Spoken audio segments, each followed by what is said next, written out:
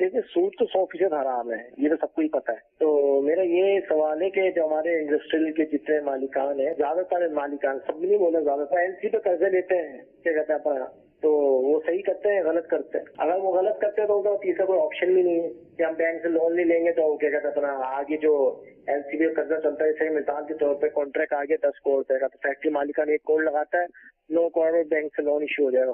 یہ تو فیکٹری مالکان یہ کرتے ہیں، تو یہ صحیح کرتے ہیں غلط کرتے ہیں؟ ٹھیک ہے جی. دیکھیں فیکٹری مالکان کر رہے ہوں یا چھوٹے پیمانے کے لوگ کر رہے ہوں، حرام تو حرام ہی ہے. یہاں پر ریاست کی ذمہ داری شروع ہو جاتی ہے کہ مسلمانوں کو متبادل جو ذرائع ہیں اس کا بندوبست کرے.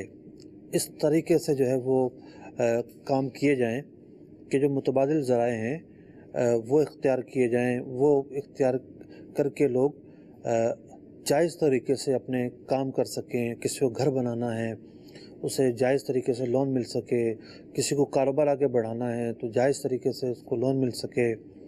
تو بدقسمتی کے ساتھ ہمارے ہاں سودی جو نظام ہے وہ غالب ہے، تو سودی نظام کے لوگ محتاج ہو جاتے ہیں.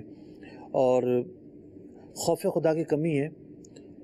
ہونا تو یہ چاہیے کہ وہ سودی نظام اختیار نہ کریں، سودی قرضہ نہ لیں، سودی قرضے سے اجتناب کریں، لیکن پیسے کی چمک اور دنیا کی جو تیزی ہے وہ انہیں رکنے نہیں دیتی. وہ لوگ بریک نہیں لگاتے بلکہ اس میں مبتلا ہوتے ہیں. تو جو جیسا کرے گا ویسا بھرے گا.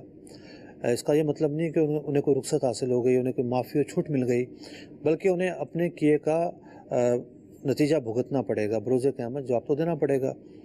دنیا کے اندر بعض اوقات محسوس نہیں ہو رہا ہوتا، دنیا کے اندر پتہ نہیں چل رہا ہوتا کہ جناب نے کوئی غلطی کی ہے، لیکن قرآن مجید فرقان حمید نے بڑے واضح انداز میں سود کو اللہ اور اس کے رسول کے خلاف اعلان جنگ قرار دیا ہے. تو اس سے بچنا ہر ایک مسلمان کی ذمہ داری ہے.